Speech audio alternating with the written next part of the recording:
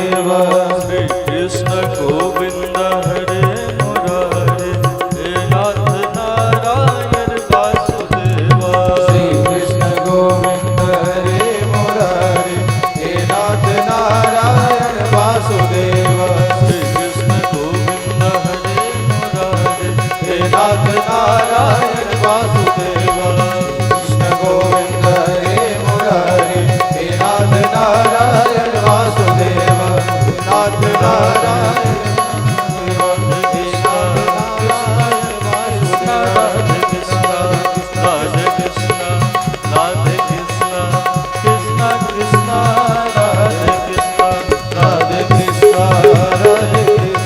कृष्णा कृष्णा राधे कृष्णा राधे कृष्णा राधे कृष्णा कृष्णा कृष्णा राधे कृष्णा राधे कृष्णा राधे कृष्णा कृष्णा कृष्णा राधे कृष्णा राधे कृष्णा राधे कृष्णा कृष्णा राधे कृष्णा कृष्णा कृष्णा राधे कृष्णा राधे कृष्णा राधे कृष्णा राधे कृष्णा कृष्णा कृष्णा राधे कृष्णा राधे कृष्णा राधे कृष्णा कृष्णा कृष्णा राधे राधे कृष्णा राधे कृष्णा कृष्णा कृष्णा राधे कृष्णा राधे कृष्णा राधे कृष्णा कृष्णा कृष्णा राधे श्री कृष्ण गोविंद हरे मुरारे हे नाथ नारायण वासुदेवा श्री कृष्ण गोविंद हरे मुरारी नाथ नारायण वासुदेवा श्री कृष्ण गोविंद हरे मुरारे हे नाथ नारायण वासुदेवा कृष्ण गोविंद हरे मुरारी हे नाथ नारायण वासुदेवा श्री कृष्ण गोविंद हरे मुरारे हे नाथ नारायण वासुदेवा कृष्ण गोविंद हरे मुरारी हे नाथ नारायण वासुदेवा हे नाथ नारायण वासुदेवा हे नाथ नारायण वासुदेवा हे नाथ नारायण वासुदेवा हे नाथ नारायण वासुदेवा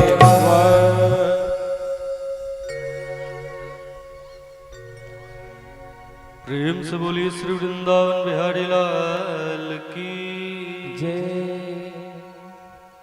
श्री राधा जी महारानी की जय राजा के बिना राज्य जो है कैसे चले? अनायका विनश्यन्ति, बिना नायक का राजा, बिना नायक का ये जो राज्य है इसका विनाश हो जाता है। विनश्यन्ति बहु नायका, बहुत राजा हो जाए तो भी राज्य का विनाश हो जाता है। तो राजा कोई नहीं रहता है, तो फिर ऋषियों ने सोचा, संतों ने सोचा कि महाराज अब राजा हम कहाँ से लाएं, इसका तो कोई पुत्र है नहीं। तो उसी के जंघाओं का मंथन करते हैं, जैसे अरण्य मंथन करके अग्नि को प्रकट किया जाता है, ऐसे ही राजा वेन की जंघाओं का मंथन किया है ऋषियों ने।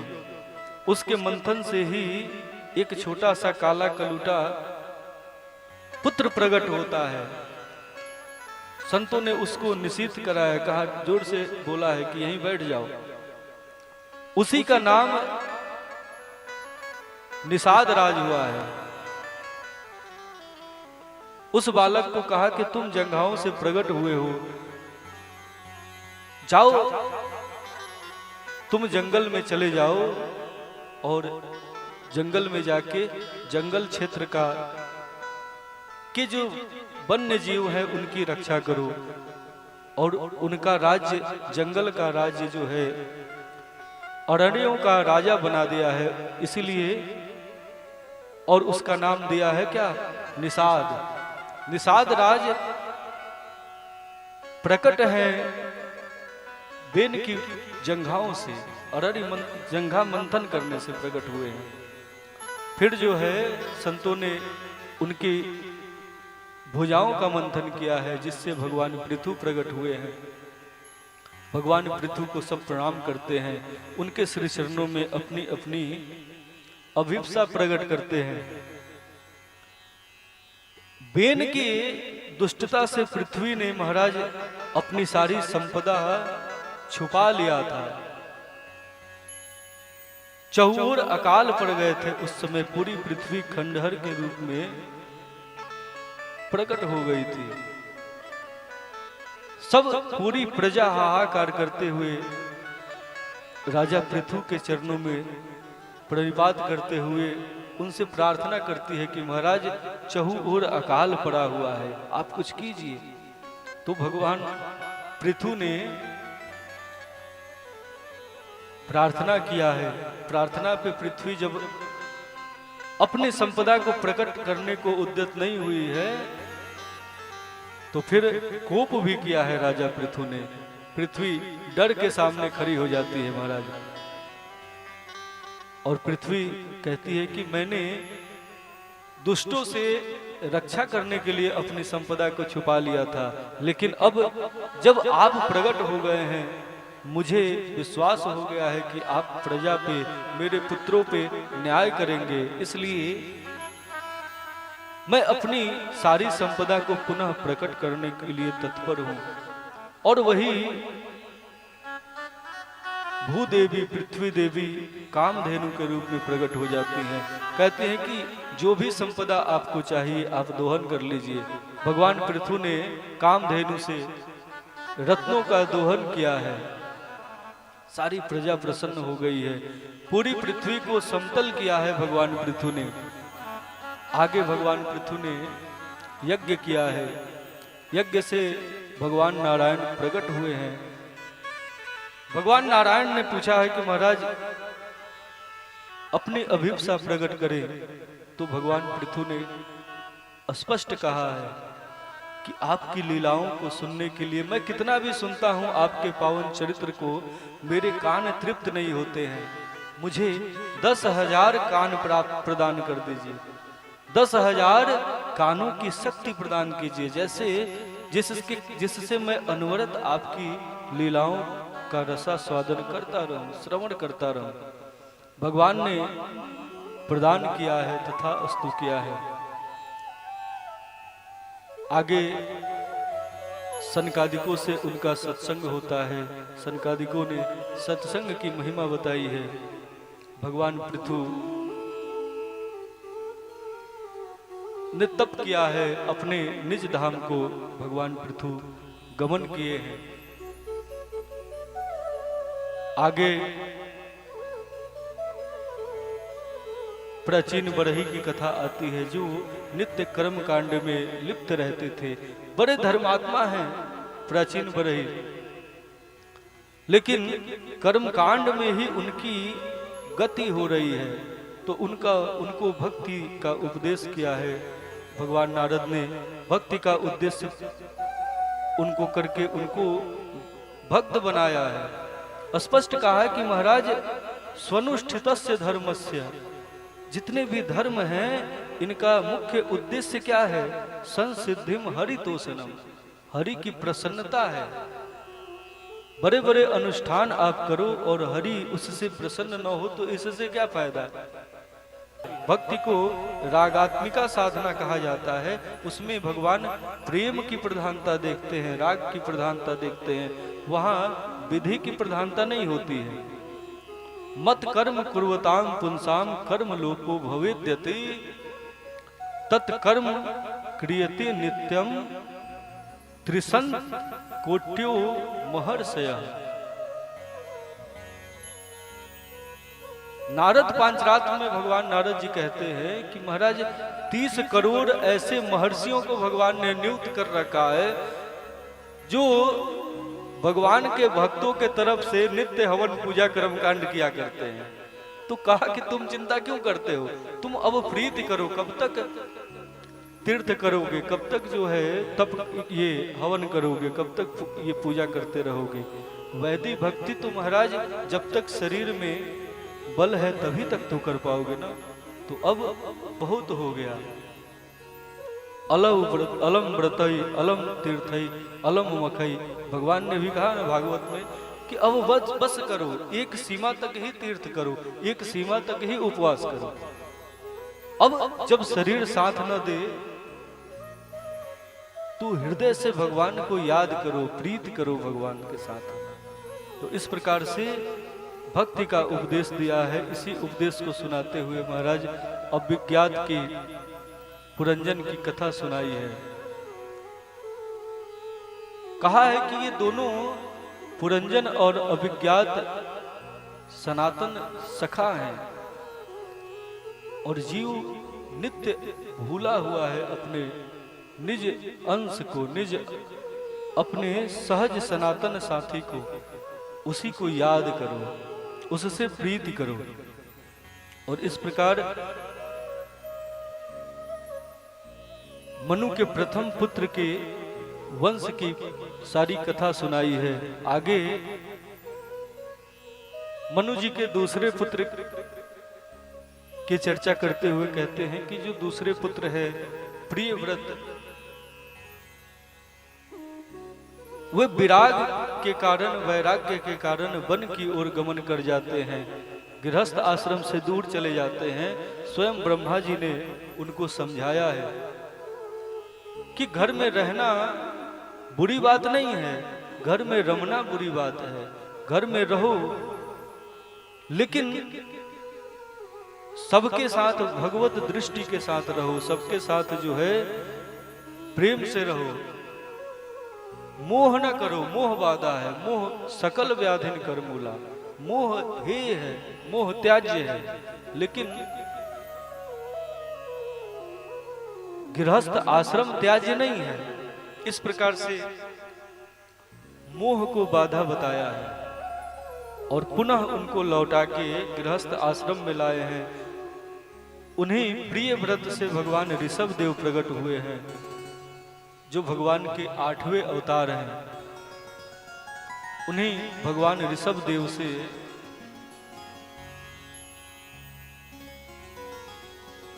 ये जो जैन परंपरा है, ये आदि देव ऋषभ देव को ही मानते हैं। प्रथम तीर्थंकर, 24वें तीर्थंकर महावीर हैं। प्रथम तीर्थंकर के रूप में जैन धर्म में ऋषभ देव की मान्यता है। लेकिन ये शास्त्र सम्मत नहीं है, क्योंकि ये घटना जब की है उस समय जैन धर्म का आता पता था ही नहीं कहीं। तो इसलिए अपने मार्ग को पुष्ट करने के लिए भी इनका दुरुपयोग हो सकता है किया गया हो। इस पे संत सहमत नहीं होते हैं। उन्हीं भगवान ऋषभ देव के 100 पुत्र हुए हैं। 100 पुत्रों में 9 खंडों के 9 अलग अलग पृथ्वी के खंडों के 9 राजा हो गए हैं। 81 कर्म कांड के विद्वान हुए हैं और 9 जो है महान योगेश्वर हुए हैं। वही 9 योगेश्वरों का उपदेश महाराज, इतना दिव्य उपदेश है आगे।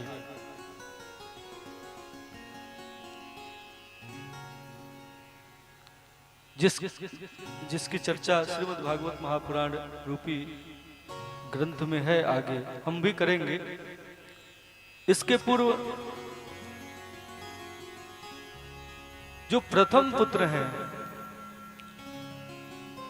एक पुत्र वही राजा भरत है। राजा भरत की चर्चा विस्तार से किया है भगवान सुखदेव जी ने, क्योंकि मानो जो शंका, जो भ्रम इनके पूर्वज प्रियव्रत के अंदर थी, मोह की, जिसके कारण उन्होंने घर का परित्याग कर दिया था और पुनः उनको पकड़कर ब्रह्मा जी ने गृहस्थ आश्रम में प्रवेश कराया। पुनः वही मोह आज प्रकट हुआ है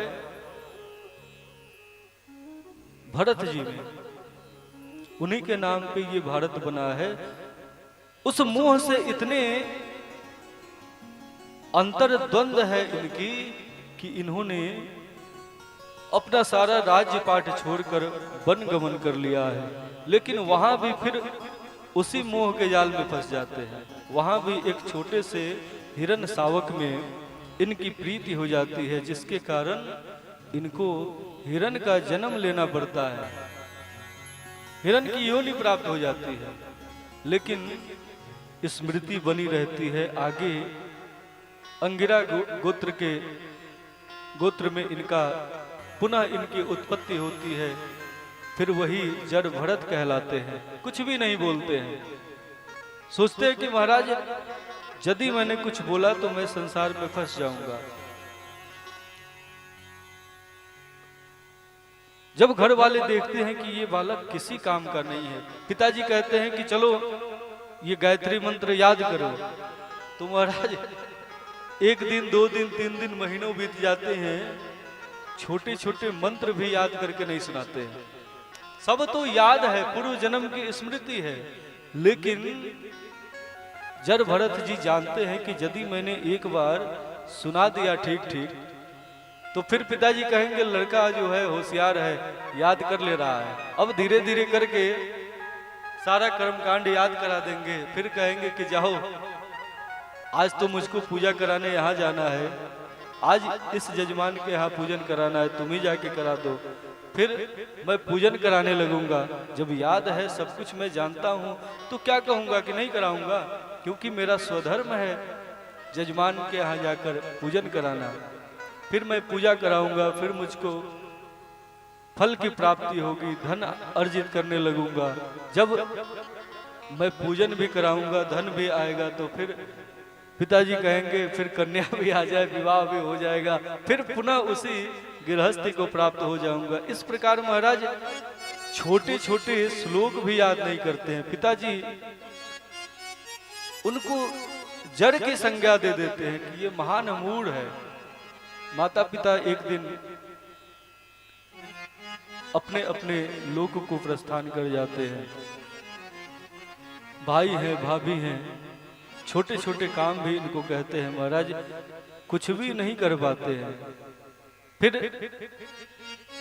सब इनका परित्याग कर देते हैं। आगे ये ऐसे ही घर से निकल जाते हैं। आगे जाने के बाद जंगल में कुछ दस्यु इनको पकड़ के ले जाते हैं। एक जो है दुष्ट है, वह बलि देने के लिए इनको ले जाता है। बलि देने के लिए इनको जब तैयार कर देते हैं, ये भी कुछ नहीं कहते हैं, सोचते हैं कि महाराज मेरी बलि चढ़ा देंगे तो क्या हो जाएगा, हो सकता है इसी के लिए मेरा जन्म हुआ हो, माता के सामने मेरी बलि हो जाएगी तो यही उत्तम गति होगी मेरे लिए। चुपचाप जाके प्रस्तुत हो जाते हैं। जानते हैं कि आज मेरी बलि होनी है, फिर भी चुपचाप खड़े रहते हैं। जैसे ही इनकी बलि होने को होती है, देवी प्रकट हो जाती है। देवी के प्रकट होते ही सब जो दस्यु हैं भाग जाते हैं। इस प्रकार से महाराज वहां से फिर बच जाते हैं। वहां से फिर आगे जाते हैं तो रहुगढ़ की कथा है। उनको जो है उनकी पालकी में नियुक्त कर दिया जाता है। शरीर तो बलवान है, जीवों को देखते हुए चलते हैं कि कहीं किसी जीव पे मेरा पैर न पड़ जाए, कहीं कोई कीड़ा मकोड़ा न मर जाए। अब कोई इस प्रकार से देख देख के चलेगा तो पालकी कैसे चला पाएगा।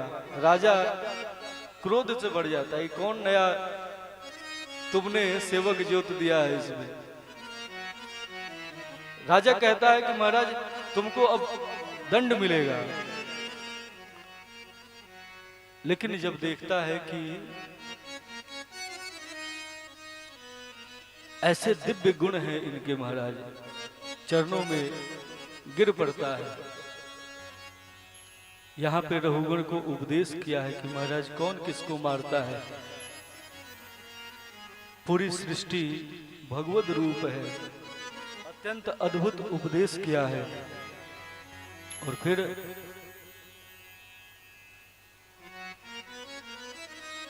रहुगढ़ अपने धाम को चला गया है। भगवान जो है ये जड़ भरत जी अपने लोक को गए हैं, तप करने चले गए हैं जंगल में। और फिर आगे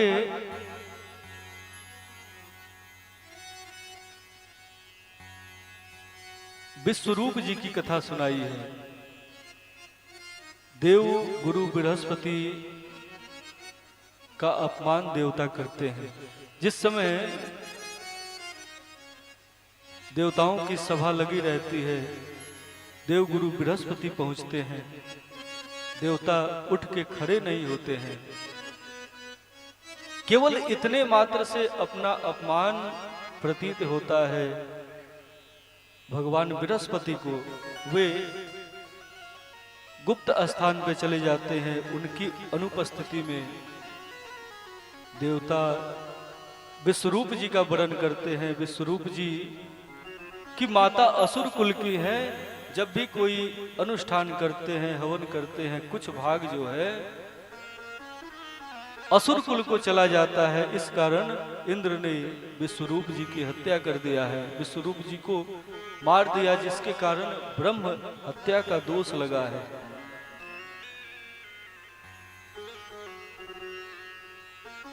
उसी विश्वरूप जी की हत्या का बदला लेने के लिए महाराज वृत्रासुर नाम का असुर प्रकट हुआ है। और वो असुर ऐसा अद्भुत असुर है महाराज कि उसने जैसी अद्भुत प्रार्थना किया है भगवान से, बड़े बड़े ऋषि उदाहरण देते हैं। जब वृत्रासुर मरने लगता है, स्वयं भगवान नारायण प्रकट होके उसको मारते हैं, तो कहता है कि महाराज दासानुदासो, आपके दासों के दासों की मैं दास्ता करूं। अहम हरि तो पादैक मूलम दासानुदासो भवितास्मि भूयः। मुझे अपने दासों की दास्ता दे दीजिए, चाकरी दे दीजिए, मुझको नौकरी नहीं चाहिए। मैं चाहता हूं कि जब जब मेरा जन्म हो, जब जब मुझे इस जीवन में आना पड़े, मैं आपके दासों की दास्ता करता रहूं, क्योंकि उनके कृपा से मुझको आपकी प्राप्ति होगी। मर्म जानता है वृत्रासुर। मीरा यही तो कहती है ना कि प्रभु जी मने चाकर राखो जी। ये नहीं कहती है कि मुझको नौकर बना लो, अपना चाकर बना लो। प्रधान तया तो महत कृपई, वो प्रधान रूप से भगवान के भक्तों की कृपा से ही जीव को भगवान की प्राप्ति होती है। न नाकपृष्टम न च पारमेष्टम न सार्वभौमम न रसाधिपत्यम। ना तो मुझको इंद्रलोक चाहिए, न ब्रह्मलोक चाहिए, न पृथ्वी का, संपूर्ण पृथ्वी का मुझको एक छत्र राज चाहिए, न रसाधिपत्यम, ना तो मुझको सुतल लोक की प्राप्ति की कोई इच्छा है, न योग सिद्धिर पुनर्भवमुआ समंजसत्वम विरह एकांक्षे। मुझको योग सिद्धि भी नहीं चाहिए। सोचिए कितनी अद्भुत प्रार्थना कर रहा है एक असुर होके। कहता है कि मुझको अपना विरह दे दीजिए, समंजसत्वम विरह एकांक्षे। और विरह कैसी विरह दे दो? जैसे कुंती ने कहा कि मुझको दुख दे दो, यहाँ वृत्तासुर कह रहा है कि मुझको विरह दे दीजिए, नित्य आपके विरह में तड़पता रहूं। जैसे मछली जल के बिना तड़पती रहती है, मैं आपके विरह में नित्य प्रति तड़पता रहूं। अजात पक्षा इव मातरम खगा। जैसे छोटा सा पक्षी का जो छोटा सा बच्चा होता है, माँ कहीं दाना की खोज में उड़ रही होती है और वह छोटा सा पक्षी मुख को खोले महाराज, प्रतीक्षा करती रहती है कि अब मेरी माँ दाना लेके आएगी और मुझको मेरे मुख में दाना डालेगी। जिस प्रकार छोटा सा पक्षी का बच्चा पल प्रतिपल माँ की प्रतीक्षा में बैठा रहता है मुंह खोल के, ऐसे ही मैं आपके विरह में तड़पता रहूं, प्रतीक्षा में बैठा रहूं। यथा वत्स तरा क्षुधार्था। कहते हैं कि जैसे गाय को गोपालक वन में लेके चला जाता है चराने के लिए, उसका छोटा सा बच्चा जो है बछड़ा भूख से, क्षुधार्था कहा है, भूख से व्याकुल बछड़ा कुछ भी नहीं सोचता है, पल प्रतिपल माँ की प्रतीक्षा में बैठा रहता है। कि अब मेरी माँ वन से खाकर आएगी, चर के आएगी और आते ही मुझको दूध पिलाएगी महाराज। तो इस प्रकार मैं भी नित्य भगवान की प्रतीक्षा करता रहूं। आप इस प्रकार की गति मुझको प्रदान कीजिए। प्रियम प्रियेव व्युतम व्युसितम विसरना। जिस प्रकार कोई प्रियतमा अपने नित्य प्रति अपने प्रियतम का ध्यान करती रहती है, मनोरविंदाक्ष दिदृश्यते त्वाम, इसी प्रकार आप मुझको ऐसा मन प्रदान कीजिए, मेरे मन में ऐसी व्याकुलता प्रदान कीजिए कि नित्य प्रति मैं आपको याद करता रहूं महाराज। तो इस प्रकार से बड़ी अद्भुत स्तुति किया है। और आगे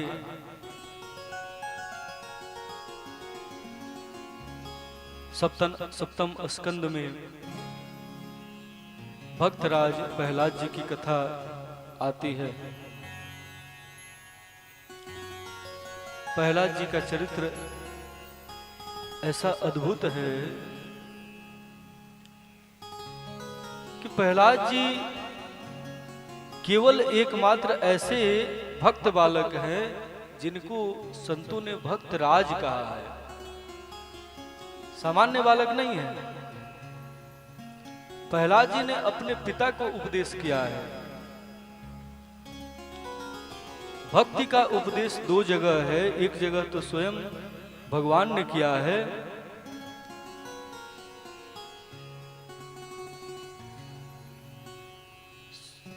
और एक जगह जो सबसे प्रधान भक्ति का उपदेश है, श्रवणम कीर्तनम विष्णु स्मरणम पाद सेवनम अर्चनम वंदनम दास्यम सख्यमात्म निवेदनम।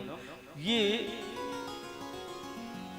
महान उपदेश छोटे से बालक प्रहलाद जी ने अपने पिता को किया है। जब हिरण्याक्ष की मृत्यु हो जाती है, हिरण्यकश्यपु सबके सामने विलाप तो नहीं करता है, सबको धैर्य बंधाता है, सबको समझाता है कि देखो जो आया है उसको जाना ही है, आप लोग ज्यादा शोक न करो।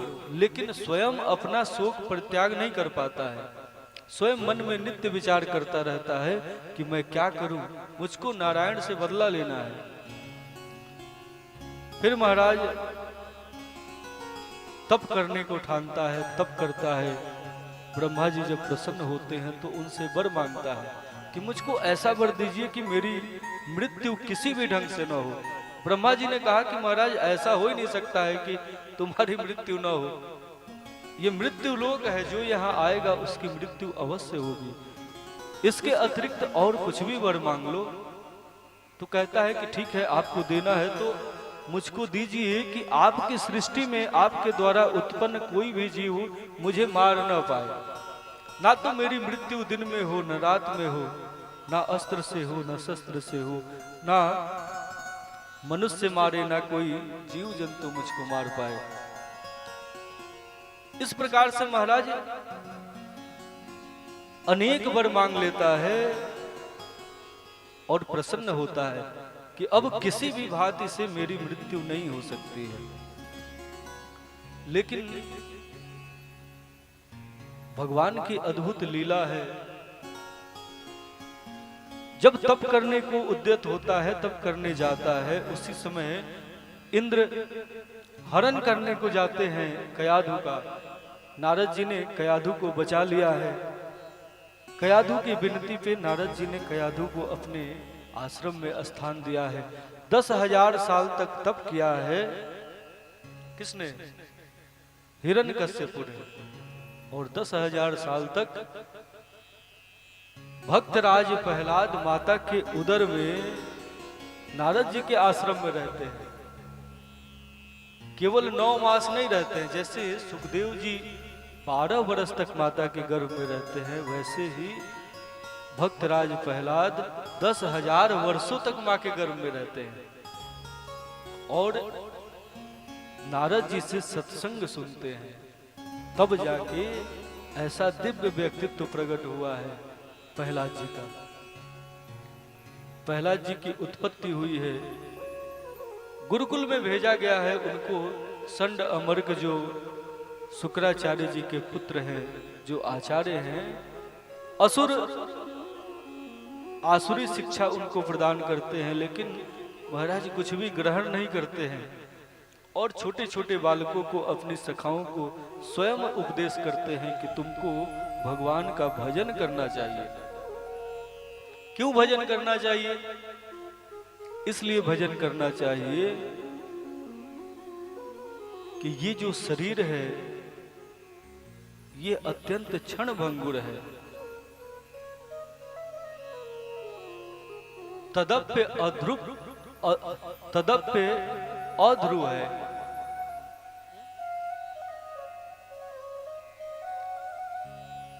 तदप्य ध्रुवमर्थदम कौमार आचरित प्रज्ञो धर्मान भागवताने। इसलिए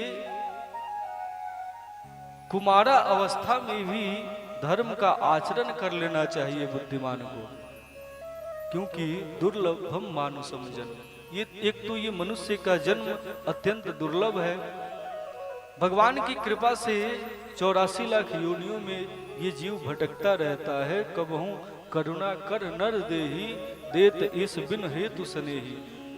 स्नेह के कारण बिना किसी हेतु के अहेतु की कृपा करके भगवान ये शरीर प्रदान करते हैं। तो एक तो दुर्लभम मानुषम जन्म अत्यंत दुर्लभ है, और दूसरा तदप्य अध्रुवमर्थदम।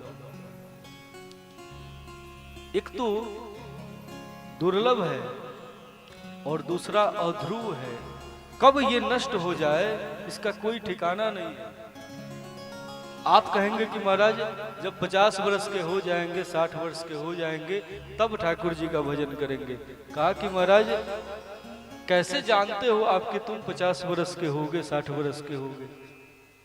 कुछ जीव माँ के गर्भ में ही उनकी मृत्यु हो जाती है, कुछ प्रकट होते समय मर जाते हैं, कुछ प्रकट होने के बाद मर जाते हैं, कुछ 1 वर्ष में, कुछ 2 वर्ष में, कुछ 3 वर्ष में। महाराज सब कुछ निश्चित है, लेकिन मृत्यु का कोई आयु निश्चित हो रही है, काल निश्चित नहीं है। हर परिस्थिति में जीव मर सकता है, हर स्थान पे मर सकता है। मृत्यु वही सह जायते। मृत्यु जीव के साथ साथ प्रकट होती है, साथ साथ नित्य घूमती रहती है। कब अपने काल में दबोच ले इसका कोई भरोसा नहीं है। इसलिए अपने सखाओं को कहते हैं कि महाराज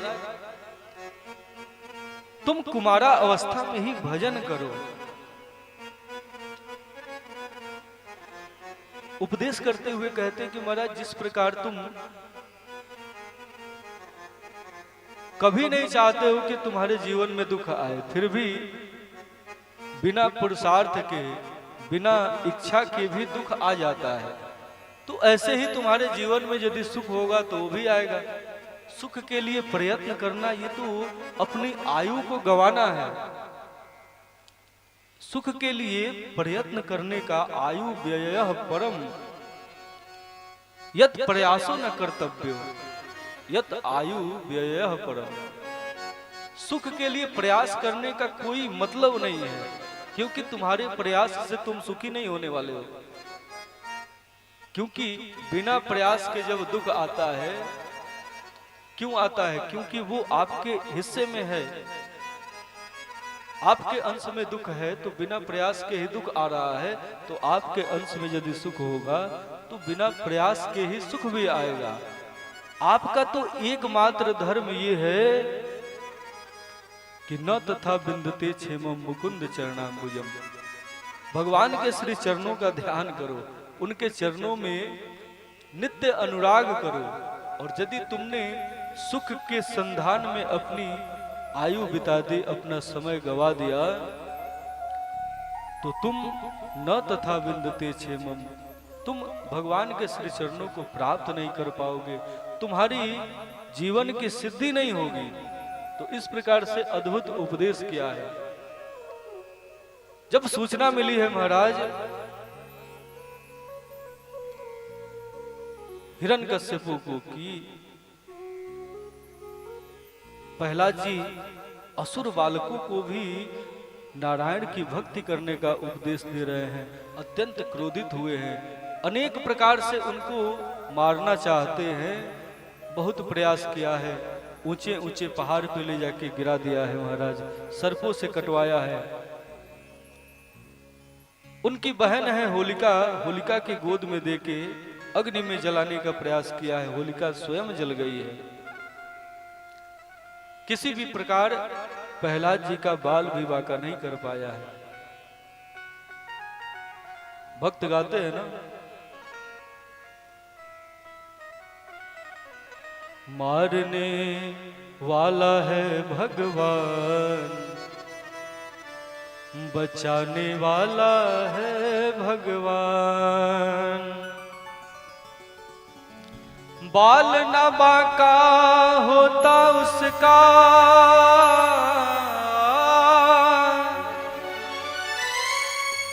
बाल न बांका होता जिसका, रक्षक दया निधान। मारने वाला है भगवान, बचाने वाला है भगवान। मारने वाला है भगवान, बचाने वाला है भगवान। मारने वाला है भगवान, बचाने वाला है भगवान। मारने वाला है भगवान, बचाने वाला है भगवान। मारने वाला है भगवान, बचाने वाला है भगवान। मारने वाला है भगवान, बचाने वाला है भगवान।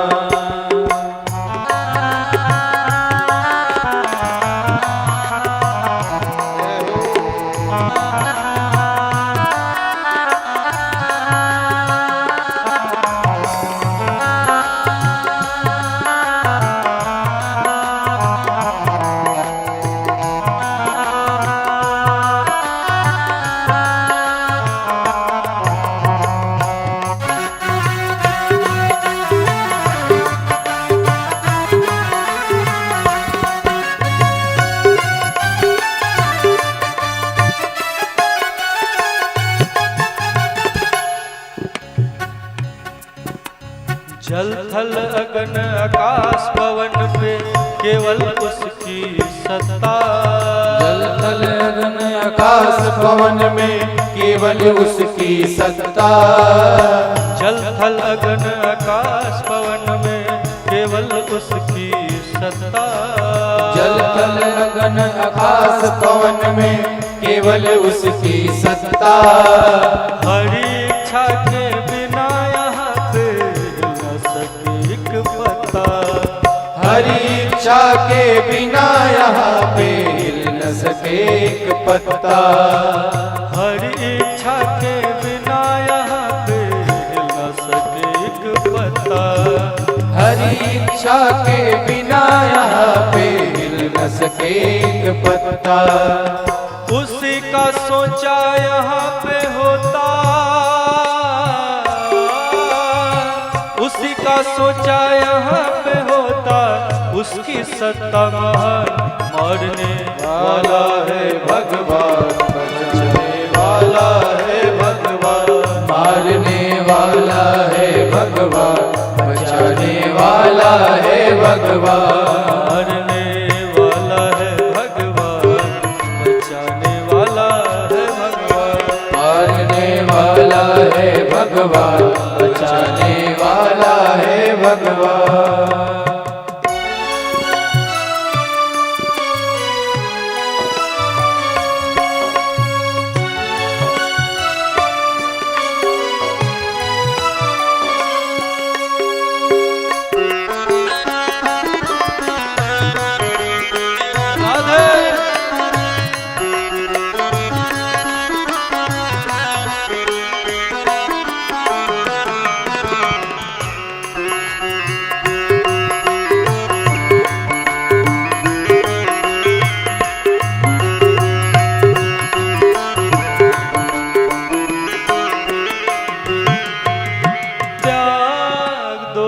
मन से फल की आशा, स्वार्थ बिना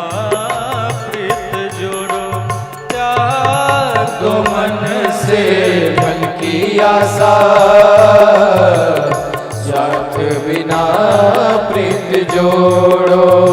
कल क्या होगा उसकी चिंता, जगत पिता पर छोड़ो। कल क्या होगा उसकी चिंता, जगत पिता पर छोड़ो। क्या होनी है क्या अनहोनी, क्या होनी है क्या अनहोनी, सबका उसको ज्ञान। मारने वाला है भगवान, बचाने वाला है भगवान। मारने वाला है भगवान, बचाने वाला है भगवान। मारने वाला है भगवान, बचाने वाला है भगवान। मारने वाला है भगवान, बचाने वाला है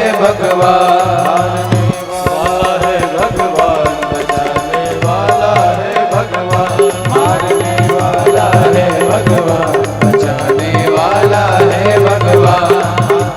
बाल न बांका होता उसका, बाल न बांका होता उसका, बाल न बांका होता जिसका, रक्षक दया निधान। मारने वाला है भगवान, बचाने वाला है भगवान। मारने वाला है भगवान, बचाने वाला है भगवान। मारने वाला है भगवान, बचाने वाला है भगवान। मारने वाला है भगवान, बचाने वाला है भगवान। मारने वाला है भगवान, बचाने वाला है भगवान। बाल न बांका होता जिसका, रक्षक दया निधान। स्वयं दया निधान महाराज जिसके रक्षक हो, उसका बाल बांका कौन कर पाए। तो इसलिए अचल विश्वास है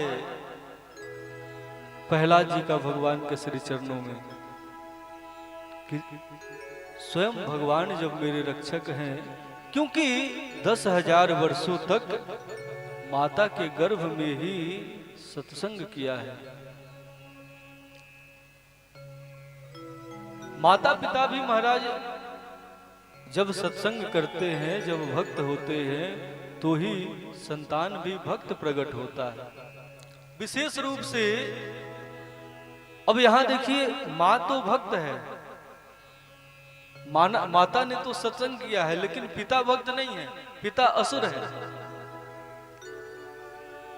आप सुरुचि और सुनीति के संदर्भ में भी देखेंगे तो पिता निरपेक्ष है, पिता तो एक ही है, लेकिन दो बालक जो प्रकट हुए हैं वे दोनों दो माताओं से होते हैं और दोनों के चरित्र अलग अलग होते हैं। आप एक और उदाहरण देखिए, भगवान कश्यप की दो पत्नियां हैं, दिति और अदिति। पिता एक ही हैं, लेकिन माताएं अलग अलग हैं। और दिति जो अधर्म के पथ पे अधर्म गामिनी है, अधर्म का कर्म किया है दिति ने। संध्या काल में महाराज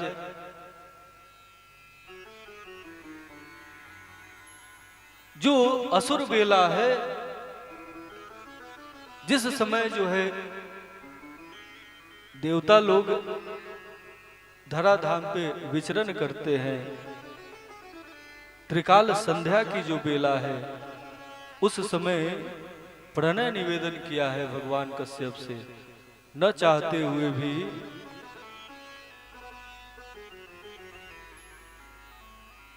कश्यप ऋषि ने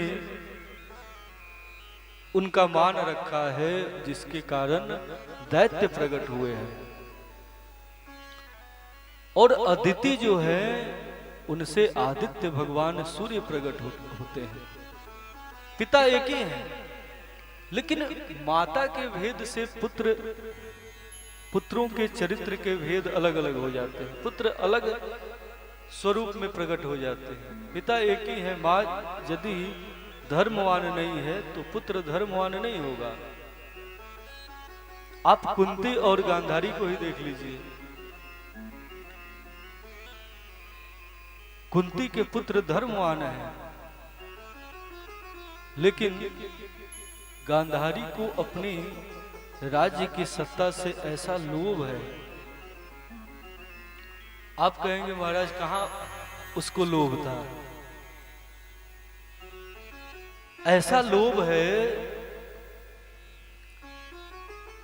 कि उसको पता है कि जो पुत्र पहले प्रकट होगा वही राजा बनेगा, और इस कारण कहीं कुंती का पुत्र पहले प्रकट न हो जाए, इसलिए अपरिपक्व जो गर्भ है, समय पूर्ण होने के पहले ही उसने अपने गर्भ का पात करा दिया है। इससे बड़ा लोभ क्या हो सकता है सत्ता के लिए? बच्चे तो स्वतः प्रकट होते हैं ना, लेकिन मेरा पुत्र पहले पैदा हो जाए, इसके लिए उसने अपरिपक्व गर्भ को जोर जोर से हाथों से मार के महाराज प्रकट करा दिया है। ये है सत्ता का लोभ गांधारी को। वो तो भगवान व्यास अपने तपोबल से उस लोथरे को अनेक औषधियों के साथ घड़े में रखते हैं, उसको पुष्ट करते हैं, और ये 100-100 पुत्र प्रकट होते हैं। ये लोभ है माता का। और कुंती कैसी है? तो कुंती कहती है कि जब तुम्हारे पिताजी नहीं देना चाहते हैं तो छोड़ दो।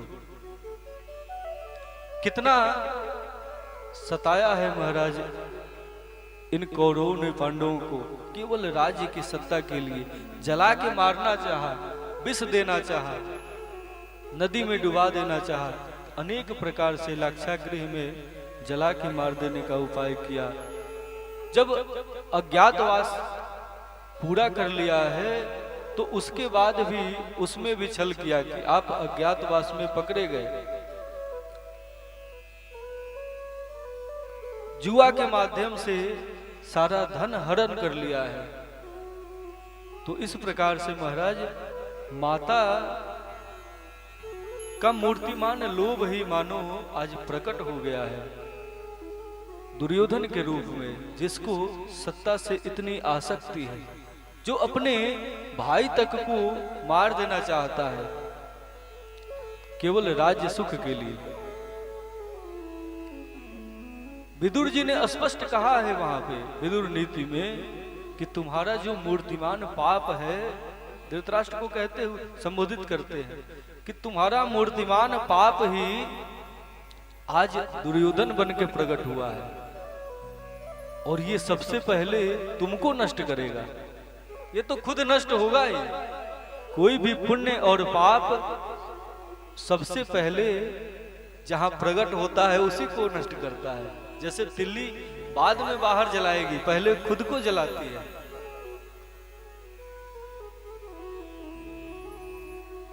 तो अधर्म रूप है दुर्योधन। ऐसा नहीं है कि उसको धर्म का ज्ञान नहीं है, बोध नहीं है। जहां साक्षात जो है धर्म राज विदुर जी निवास करते हो, जहां भीष्म जैसे महाभागवत निवास करते हो, जहां पे महाराज स्वयं धर्मराज धृतराष्ट्र निवास करते हो, स्वयं भगवान जिसके बुआ के लड़के हो रिश्तेदारी है, तो क्या उसको धर्म का ज्ञान नहीं है? है। जानामि धर्मम न च मे प्रवृत्ति, स्पष्ट दुर्योधन कहता भी है, लेकिन प्रवृत्त नहीं होता है क्योंकि संस्कार नहीं है। बार बार उसके संस्कार जो है उसको अधर्म पे लेके जाते हैं। जानामि अधर्मम न च मे निवृत्ति, कहता है कि मुझे अधर्म का भी पता है कि मैं जो कर रहा हूं वो अधर्म है, लेकिन मेरी निवृत्ति नहीं हो रही है। कोई शक्ति है जो बार बार मुझको अधर्म में नियुक्त कर रही है, वह शक्ति कौन सी है? वह शक्ति ही जीव के कर्मों का संस्कार है। जीव जिस वस्तु का ध्यान करता है उस ध्यान का बल है वो। बार बार विषयों का चिंतन करोगे तो उसके चिंतन का जो संस्कार है, विषयों का जो बल है, वही संस्कार बनेगा जो प्रेरित करेगा उसको प्राप्त करने के लिए। ध्यायतो विषयान पुंसः संगस्ते सूपजायते, भगवान ने स्पष्ट कहा कि जिसका तुम ध्यान करोगे उस वस्तु को, उस वस्तु का जो बल है, उस वस्तु का जो प्रभाव है, वस्तु की जो आभा है, वह प्रेरित कर देगी तुमको उसका संग करने के लिए।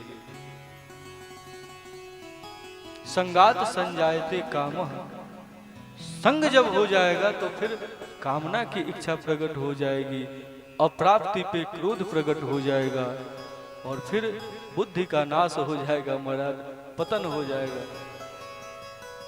बुद्धि भ्रंशाद प्रणश्यति, ध्यातो विषयान पुंसः संगस्त सूप जायते, संगात संजायते कामः, कामात् क्रोधो विजायते, क्रोधात् भवति सम्मोह, सम्मोहात् स्मृति विभ्रम, स्मृति भंसाद बुद्धिनाशो, बुद्धिनाशात् प्रणश्यति।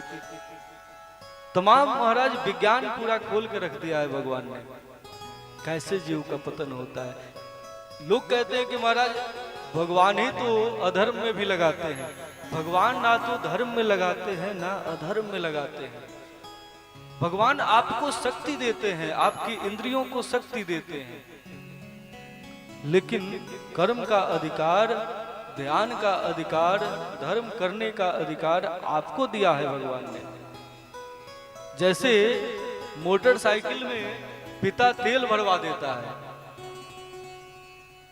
और फिर कहता है अब तुम जाओ। अब कहां जाना है ये आपके ऊपर निर्भर करता है।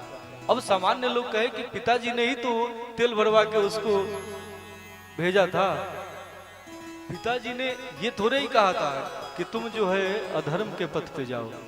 पिता ने तुमको भोजन करा के तुम्हारी इंद्रियों को पुष्ट किया है, लेकिन ये नहीं कहा है कि तुम अधर्म करो।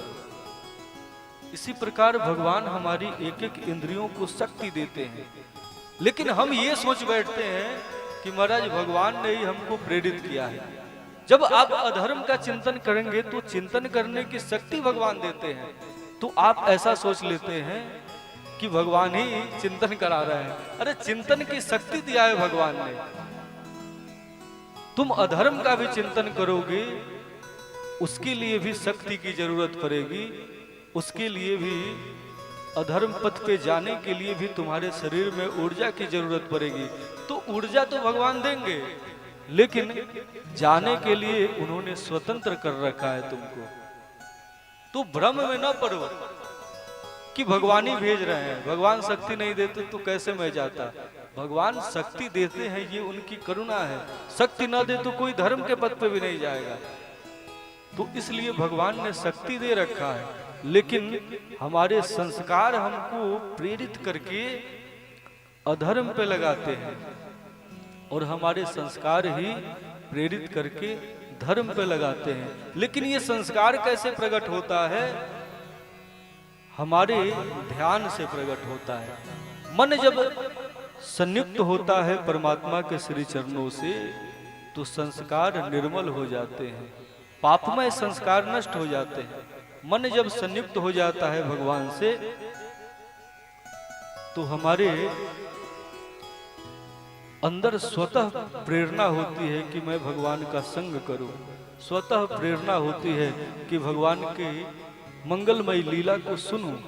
लेकिन मन जब विषयों का ध्यान करने लगता है तो स्वतः संस्कार ऐसे बनते हैं जिससे मन खुद इच्छा करने लगता है कि उस विषयों का संग करूं। मन जब चिंतन करता है विषयों का तो स्वतः संस्कार ऐसे बन जाते हैं जो प्रेरित करने लगते हैं कि विषयों का भोग करो, जिसके कारण पतन हो जाता है हमारा। तो ये सब बातें महाराज बताया है। और इस प्रकार से सत्संग करने का उपदेश दिया है, भगवान के नामों का सुमिरन करने का उपदेश दिया है प्रहलाद जी ने अपने पिता को। लेकिन महाराज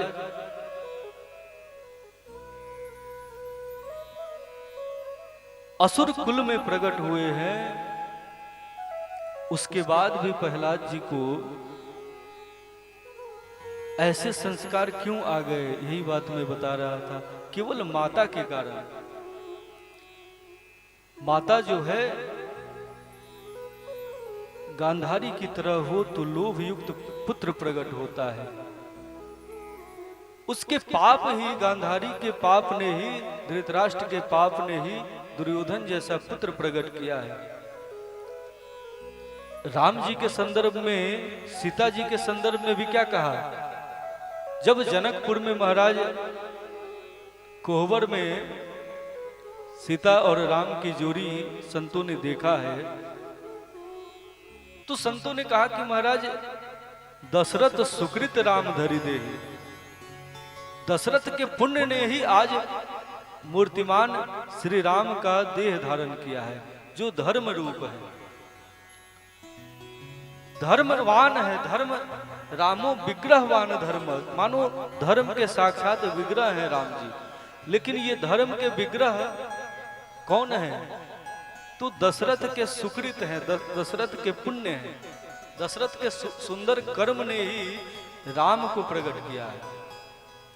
मानो राम कोई विग्रह नहीं है, धर्म के ही मूर्तिमान स्वरूप है, पुण्य के ही मूर्तिमान स्वरूप है। और सीता कहते हैं कि जनक सुता मूरत वै देहि, जनक सुता मूरत वै देहि। ये जो मूर्तिमान पुण्य, ये क्या कहते हैं, विदेह जी की, जनक जी की जो पुत्री है, मानो उनकी सुकृत की मूर्तिमान मूर्ति है। इस प्रकार से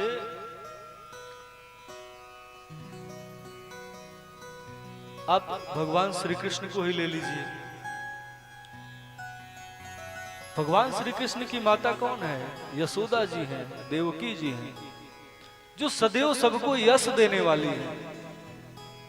ऐसी जो माँ हो तभी तो श्री कृष्ण जैसा पुत्र प्रकट हो।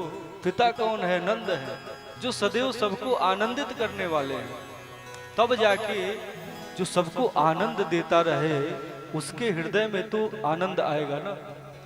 इसलिए जाता हलादो महामना नंदस तो आत्मज उत्पन्ने।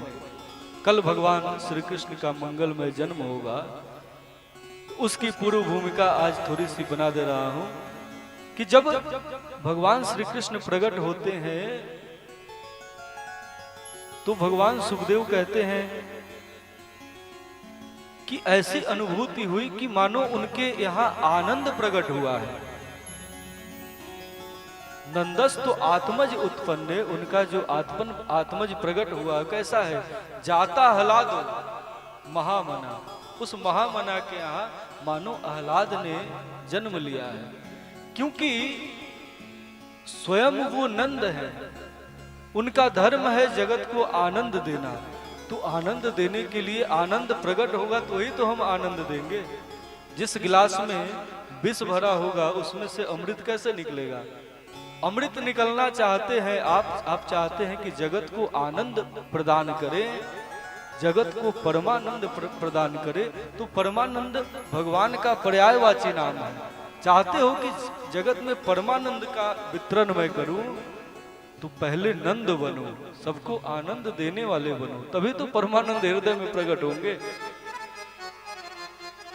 वसुदेव कैसे हैं? वसुदेव जी जिनके हृदय में वास है देव का, उनके रोम रोम में उनका प्रधान स्वरूप क्या है कि वो सत्यवादी हैं। सत्यवादी थे तभी तो कंस को पता है कि जब मारने के लिए उसने तलवार निकाला, पता है कि इसका जो 8वां पुत्र होगा मुझको मार देगा, लेकिन फिर भी वसुदेव जी के एक बार कहने पे, उनके वचन पे विश्वास कर लिया क्योंकि जानता है कि वो सत्यवादी है। जब कहा है कि उस पुत्र को लाके मैं तुमको दे दूंगा, तो इसका मतलब वो दे देंगे, वो मोह में नहीं पड़ेंगे। और ऐसे सत्यवादी है कि महाराज अपने 6 पुत्रों को ले जाकर दे दिया है कि लो मार दो, ऐसे सत्यवादी है। तो ऐसे सत्य जाके हृदय साँच है, ताके हृदय आप। पाप बराबर ये झूठ बराबर पाप नहीं, साँच बराबर तप नहीं, झूठ बराबर पाप। जाके हृदय साँच है, ताके हृदय आप। तो ऐसे सत्यवादी के यहाँ राम जी प्रकट होते हैं, कृष्ण जी प्रकट होते हैं। आप इनको ले लीजिए, जो पिता तो एक ही है दशरथ जी, 4 पत्नियां हैं। चारों पत्नियों को देखेंगे तो इनके भी वेद हैं। आत्म कामा सदा चंडी क्रोधना, प्राज्ञ मानिनी कहा है किसको? कैकेयी को। और कौन कहते हैं? भरत जी स्वयं कहते हैं। जब दूत जाते हैं भरत जी को बुलाने के लिए दशरथ जी की मृत्यु हो जाने के बाद, तो पूछते हैं, दूतों से पूछते हैं कि मेरी मैया ने क्या कहा है, और विशेषण लगाकर कहते हैं कि मेरी माता कौन? तो आत्म कामा, जो सदा अपनी कामना पूर्ण कराने के लिए उद्यत रहती है। सदा चंडी जो है, जो सदा क्रोध में रहती है, क्रोधना। प्राज्ञ माननी, अपने को महाबुद्धिमान मानने वाली जो मेरी माँ है, उसने क्या कहा, क्यों बुलाया है मुझे? और धर्मज्ञा धर्मवादिनी कहा है इनको, आर्या च धर्मवादिनी। यशोदा जी को, सुमित्रा जी को आप देखिए कि सुमित्रा ऐसी कहती हैं कि जैसे राम जी जब बन जाने को उद्यत होते हैं, तो कहा लक्ष्मण जी को कि तुम पूछने के लिए मेरे पास क्यों आए? तुम्हारी माता और पिता सब राम और सीता है, मैं तुम्हारी माँ नहीं हूं। और मानो कि ये जो वन में जा रहे हैं तो केवल तुम्हारे लिए जा रहे हैं। ये जब बन जाएंगे तो तुम नित्य निरंतर इनकी सेवा करोगे। तुमको अपनी सेवा प्रदान करने के लिए तुम्हारे आज सौभाग्य प्रकट हुए हैं। केवल तुमको आनंद देने के लिए राम और सीता वन में जा रहे हैं। ऐसी महाराज उत्तम भक्ता है सुमित्रा जी, तब तो कोई लक्ष्मण प्रकट होता है। ऐसी धर्मवादिनी जो माँ है, तब कोई राम प्रकट होता है। तो इस प्रकार प्रत्येक माता को चाहिए कि आप चाहते हैं कि उत्तम संतान आपके जीवन में प्रकट हो, भगवान का भक्त प्रकट हो, जो आपको आनंद देने वाला जीव प्रकट हो आपके यहाँ, तो आपकी जिम्मेदारी सर्वाधिक है। तो इस प्रकार से असुर कुल में उत्पन्न होने के बाद भी माता धर्मवादी हैं, धर्म पथ पे चलने वाली हैं, भक्ता हैं। इसलिए उस माँ के उदर से महाराज भक्तराज प्रहलाद प्रकट हुए हैं। प्रहलाद जी ने लाख समझाया है लेकिन मानते नहीं हैं। अंत में क्रोधित होकर बोलता है कि तुम्हारा भगवान कहाँ है, मुझे दिखाओ कहाँ है। क्या तुम्हारा भगवान इस खंभे में भी है? तो प्रहलाद जी ने कहा है कि हाँ अवश्य है, क्यों नहीं है। कौन सा ऐसा स्थान है जो उनसे रिक्त है महाराज। ओम पूर्णमदः पूर्णमिदं पूर्णात् पूर्णमुदच्यते पूर्णस्य पूर्णमादाय पूर्णमेवावशिष्यते। कहा है कि वही तो जगत में लबालब भरा हुआ है महाराज, उसके अतिरिक्त एक तिनके का भी अस्तित्व नहीं है। उसके अतिरिक्त एक तिनके का भी अस्तित्व हो तो फिर वह अपूर्ण हो जाएगा, फिर पूर्ण कहाँ रहा वो। तो इसलिए वह सर्वत्र है। और क्रोध बढ़ गया है हिरण्यकश्यपु का। हिरण्यकश्यपु ने अपनी गदा उठाई है महाराज, एक खंभे को जोर से मारा है। आप सब कथा जानते हैं, भगवान नरसिंह देव प्रकट हुए हैं। बोलो नरसिंह भगवान की जय।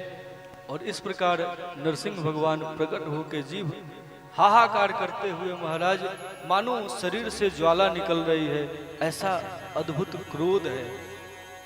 भगवान का क्रोध भी महाराज भक्तों को आनंद देने वाला है, किंतु जो असुर हैं, जो दुष्ट है महाराज, उनको मृत्यु प्रदान करने वाला है, उनको काल के रूप में दृश्यमान होने वाला है। भगवान प्रकट होते हैं, ऐसा भयानक रूप है और अविलंब बिना देर किए तुरंत उठाया है हिरण्यकश्यप को अपनी गोद में और लेके चले गए हैं देहरी पे। एक एक वचन याद दिलाया है भगवान ने कि बताओ इस समय दिन है कि रात है। देखो, ध्यान से देखो कि इस समय न दिन है न रात है। ध्यान से देखो कि मैं ना मनुष्य हूं ना कोई पशु हूं, ब्रह्मा की सृष्टि का मैं जीव नहीं हूं। तुमने कहा था कि तुम्हारी मृत्यु अस्त्र से हो न शस्त्र से हो, तो देखो मैं तुमको अपने इन भयानक नाखूनों से मारने जा रहा हूं। ये कोई तलवार नहीं है, कोई चक्र नहीं है, भगवान कृष्ण की तरह, नारायण की तरह। एक एक वचन याद दिलाया है। देखो ये न रात है न दिन है, न घर के अंदर मार रहा हूं न घर के बाहर मार रहा हूं, न आकाश में मार रहा हूं न पृथ्वी पे मार रहा हूं। और इस प्रकार सारे वचनों को, ब्रह्मा जी के दिए हुए सारे वर को याद दिलाते हुए और अपने नाखून से उसके उदर को फाड़ देते हैं और फिर इस प्रकार उसका रक्तपान करने लगते हैं। महाराज हाहाकार मच जाती है चहुओर त्रिलोक में। भगवान के इस भयानक शरीर को, इस भयानक छवि को देख के सब कांप जाते हैं। किसी की हिम्मत नहीं होती है ठाकुर जी के पास जाए। देवता लोग उनके कोप को शांत करने के लिए लक्ष्मी जी को भेजते हैं, लेकिन लक्ष्मी जी भी डर जाती हैं। आज कहते हैं कि नहीं महाराज, आज मेरी भी हिम्मत नहीं हो रही है। सब विचार करते हैं फिर कौन शांत करे भगवान नरसिंह के कोप को। तो फिर उसी छोटे से बालक को सब प्रार्थना करते हैं। वह बालक जाता है भगवान के पास। भगवान जैसे ही उस छोटे से छौने को, छोटे से शिशु को देखते हैं, उनकी आंखों से अश्रुधारा बह चलती है। महाराज सारा कोप शांत हो जाता है। तुरंत छोटे से बालक को अपने हाथ में उठा के अपने हृदय से लगा लेते हैं भगवान नरसिंह और उसको लाड़ करने लगते हैं, प्यार करने लगते हैं, दुलार करने लगते हैं। महाराज उसका बाल सहलाने लगते हैं। जैसे गो माता छोटे से वत्स को चाट चाट के उसको प्रीत करती है, ऐसे भक्त वत्सल है भगवान, अपने छोटे से भक्त को प्रीति करते हैं। साथ साथ अश्रुधारा बह रही है जोर जोर से। भगवान रोते हुए मन में विचार करते हैं कि इस छोटे से कोमल शिशु पे कितना अत्याचार किया था इस दुष्ट ने। मैं क्यों नहीं पहले आकर इसका मैंने संहार कर दिया। और इस प्रकार से भगवान का कोप शांत हुआ है। भगवान प्रसन्न हुए हैं। उसको हृदय से लगाकर थोड़ी देर आंखों को बंद करके भगवान ने अपने मन को शांत किया है, अपने मन को तृप्त किया है उसके संग से। और फिर भगवान ने उसको लाड़ करते हुए कहा है कि बेटा मुझको माफ कर देना, मैंने आने में बहुत देर कर दी, लेकिन तुम चिंता न करो, अब मैं तुमको निर्भय करता हूं। तुम तो निर्भय पहले से ही हो, लेकिन अब तुम्हारा बाल विवाह का कोई नहीं कर पाएगा। अब जो है तुमको जगत की सारी खुशी मैं प्रदान कर देना चाहता हूं। मैं अपना सर्वस्व तुमको लुटा देना चाहता हूं। बोलो तुमको क्या चाहिए। महाराज प्रहलाद जी भक्त राज हैं, कोई सामान्य भक्त नहीं है कि जगत के खेल खिलौने लेके और उसमें उलझ जाएंगे।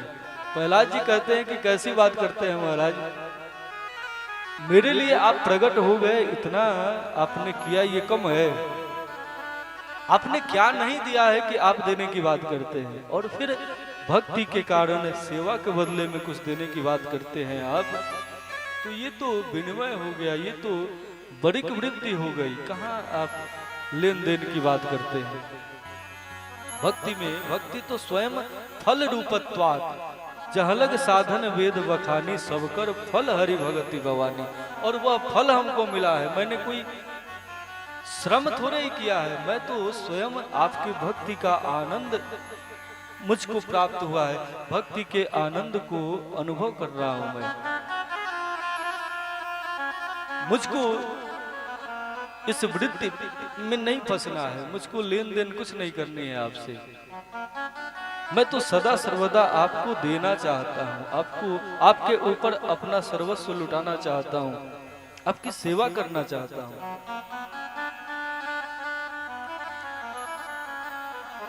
भगवान ने कहा कि महाराज मेरा विधान है, मेरे दर्शन का विधान है कि जिसको मैं दर्शन देता हूँ उसको कुछ ना कुछ देता जरूर हूँ। क्योंकि हमारे संसार में भी कोई सामान्य है, कोई बड़ा आदमी मिल जाता है, मान लीजिए कि अभी कोई कंगाल व्यक्ति है और संसार का कोई राजा उस पर प्रसन्न हो जाए, मंत्री जी प्रसन्न हो जाए, प्रधानमंत्री जी प्रसन्न हो जाए, उसके घर आए और उसके बाद भी उसका दुख दूर न हो, उसको कुछ प्राप्त न हो, तो लोग क्या कहेंगे? ये कौन से बड़े नेता हैं, कौन से प्रधानमंत्री हैं कि एक गरीब व्यक्ति के घर आए और उसका प्रधानमंत्री से संबंध होने के बाद भी वैसे ही कंगाल है। प्रधानमंत्री इसके घर आते हैं लेकिन खाने को कुछ नहीं है, भीख मांगता रहता है।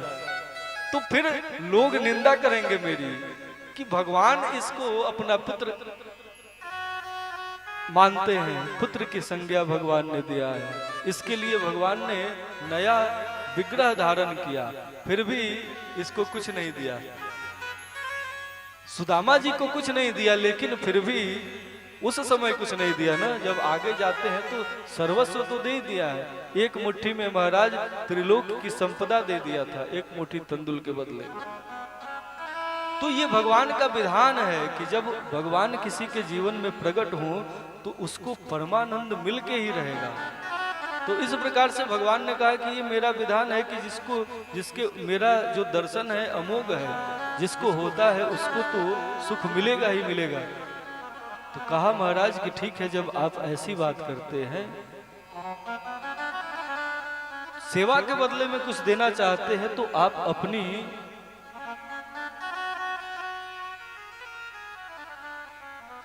सेवा मुझे दे दीजिए। आप देना चाहते हैं तो मुझको दे दीजिए कि कभी कुछ मांगने की मेरे अंदर इच्छा ही ना हो। भगवान पराजित हो जाते हैं, भगवान दुखी नहीं होते हैं, भगवान प्रसन्न हो जाते हैं। भगवान जान जाते हैं कि महाराज ये पक्का गुरु का चेला है, स्वयं नारद जी ने इसको शिक्षा दिया है, भला मैं कैसे इसको डगमगा पाऊंगा भक्ति पद से। भगवान प्रसन्न होते हैं, तथा अस्तु कहते हैं, सदा सर्वदा के लिए महाराज उनको भक्त राज की संज्ञा प्रदान करते हैं, जगत के सार्वभौम का सुख भी उनको प्रदान करते हैं, राजा बनाते हैं महाराज, और सदा सर्वदा के लिए अपने लोक की प्राप्ति करा देते हैं। तो इस प्रकार से भक्तराज प्रहलाद का चरित्र, मंगल चरित्र सुनाया है भगवान सुखदेव जी ने राजा परीक्षित जी को। राजा परीक्षित जी ने आगे और भी बहुत से प्रश्न किए हैं, जिसके अंतर्गत कल हम लोग कथा के क्रम में गंगा जी के अवतरण की कथा सुनेंगे, सूर्य वंश का वर्णन सुनेंगे, अम्बरीश जी की कथा सुनेंगे, और कल सायंकाल हम भगवान के उस मंगल चरित्र का गान भी करेंगे। मंगल अवतरण की भी कथा सुनेंगे, जिसके लिए हम आप अत्यंत व्याकुल भी हैं। भगवान श्री कृष्ण का कल मंगल में जन्म का चरित्र होना है। सभी माताएं, सभी भक्त यथाशक्ति उपहार लेकर आएंगे। आचार्य जी आप लोगों को सब कुछ समझा देंगे थोड़ी देर में। कल भगवान के जन्म का मंगल चरित्र होगा, तो आप सभी भक्त अपने अपने स्थान पर खड़े हो जाएं। एक भजन अंत में हम लोग गाएंगे और फिर भगवान की मंगलमयी आरती होगी, क्योंकि समय की सीमा अब समाप्त हो गई है। प्रेम से बोलिए श्री वृंदावन बिहारी लाल की जय।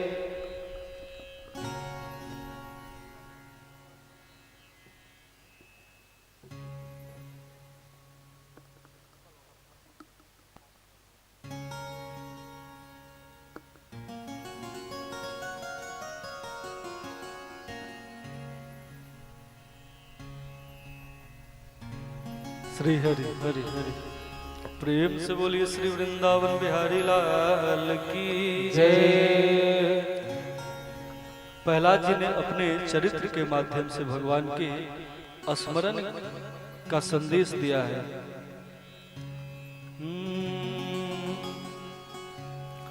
हो मैं तो रटूं, सभी भक्त नाचते हुए झूमते हुए गाएंगे। श्री राधा राधा नाम बिरज की गलियन में, मैं तो रटूं श्री राधा राधा नाम बिरज की गलियन में, मैं तो रटूं श्री राधा राधा बिरज की गलियन में,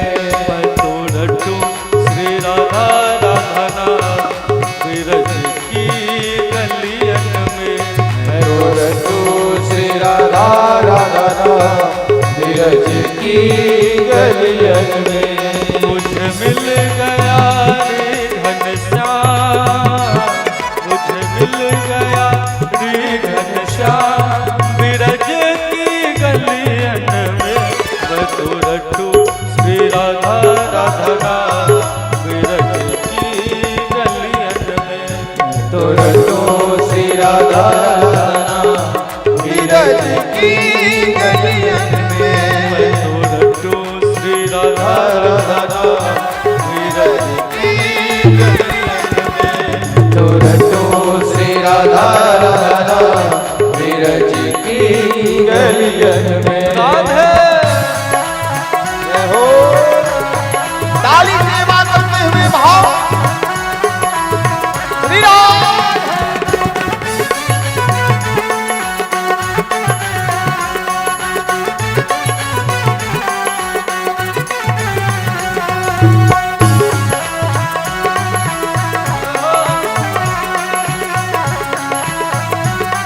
दोनों हाथों को ऊपर उठाकर तालियों की सेवा करते हुए, पहले हाथ ऊपर उठाइए आप। जय हो।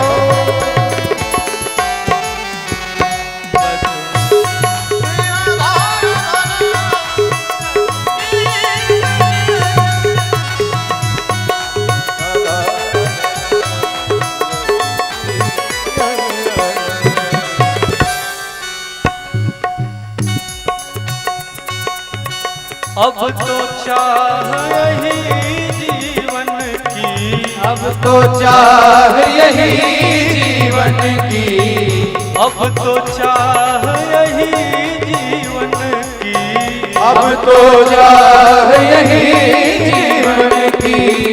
ओढ़ चुनरिया श्याम नाम की, ओढ़ चुनरिया श्याम नाम की, ओढ़ चुनरिया श्याम नाम की, ओढ़ चुनरिया श्याम नाम की। हो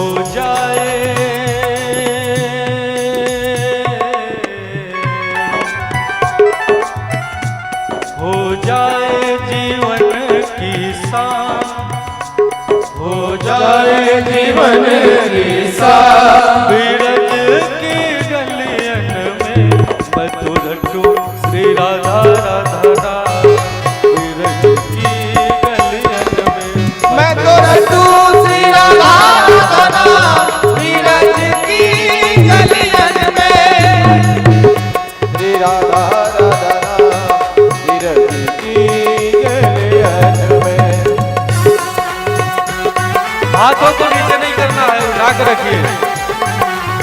श्री राधे। आप लोग भी आगे आ जाइए क्योंकि आरती भी तो करनी है ना, आगे आ जाइए।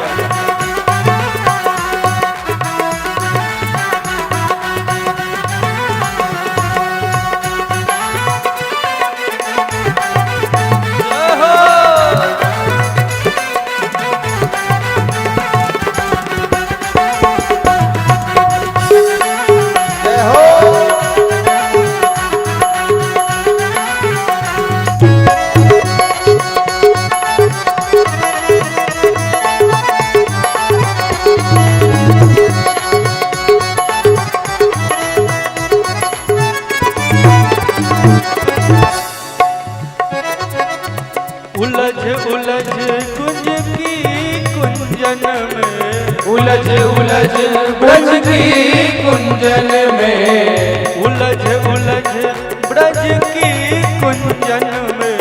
उलझ उलझ ब्रज की कुंजन में, सेवा कुंज और निज वन में, सेवा कुंज और निज वन में, उलझ उलझ ब्रज की कुंजन में, उलझ उलझ ब्रज की कुंजन में, सेवा कुंज और निज वन में, सेवा कुंज और निज वन में, सेवा कुंज और निज वन में, सेवा कुंज और निज वन में,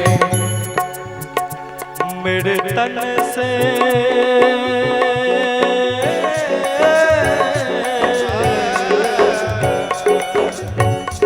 मेरे तन से निकले प्राण हो, मेरे तन से निकले प्राण, बिरज की गलियन में मधुर श्री राधा राधा बिरज की गलियन में, मैं तो रटू श्री राधा राधा बिरज की गलियन में, मैं तो रटू श्री राधा राधा बिरज की गलियन में, मोह मिल गयोरी घनश्याम, मोह मिल गया रे घनश्याम, मोह मिल गयोरी घनश्याम, मोह मिल गया रे घनश्याम, बिरज की गलियन में मैं तो श्री राधा राधा राधा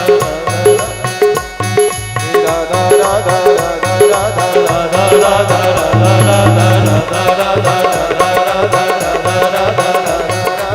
राधा राधा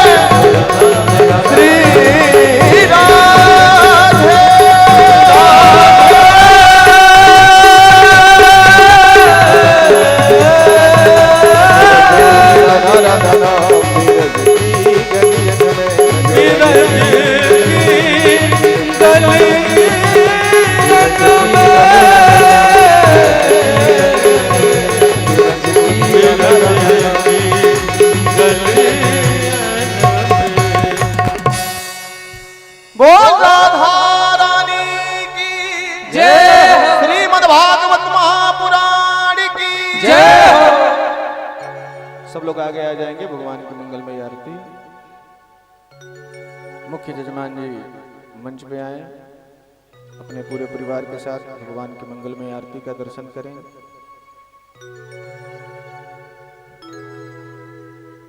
ओम जले ज्वाला स्थले ज्वाला ज्वाला पर्वतमस्तके त्रैलोक्यव्यापिनी ज्वाला ज्वाला देवी नमोस्तुते। हरि ओम इदगुं हविः प्रजननन्वे अस्तु दशवीरगुं सर्वगणगुं स्वस्तये आत्मसनि प्रजासनि पशुसनि लोकशन्य भयसनि गृहे प्रजा बहुलां मे करोत्वन्नं पयोरेतु अस्मासु दत्त। भागवत चरणामृत पीजे, आरती सब मिलके कीजे। भागवत चरणामृत लीजे, आरती सब मिलकर कीजे। भागवत चरणामृत पीजे, आरती सब मिलके कीजे। भागवत चरणामृत पीजे, आरती सब मिलकर कीजे। दया के सागर है यदुचंद, दया के सागर है यदुचंद। गहे अज जिनके पद अरविंद, गए अज जिनके पग अरविंद। कमल मुख धरे सुधा के बिंद, कमल मुख करे सुधा के बिंद। जिन्हीं नित पी पी के जीजे, आरती सब मिलके कीजे। भागवत चरणामृत पीजे, आरती सब मिलकर कीजे। नाम रस नाशो करके गान, नाम रस नाशो करके गान। करे मन मोहन मूर्ति ध्यान, करे मन मोहन मूर्ति ध्यान। नयन निरखे सब श्री भगवान, नयन निरखे सबसे भगवान। कृष्ण को कीर्तन नित कीजे, आरती सब मिलके कीजे।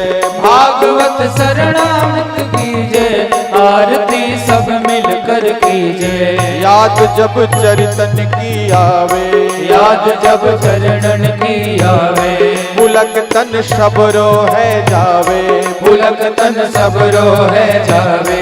प्रेम सब अंगन में छावे, प्रेम सब अंगन में छावे।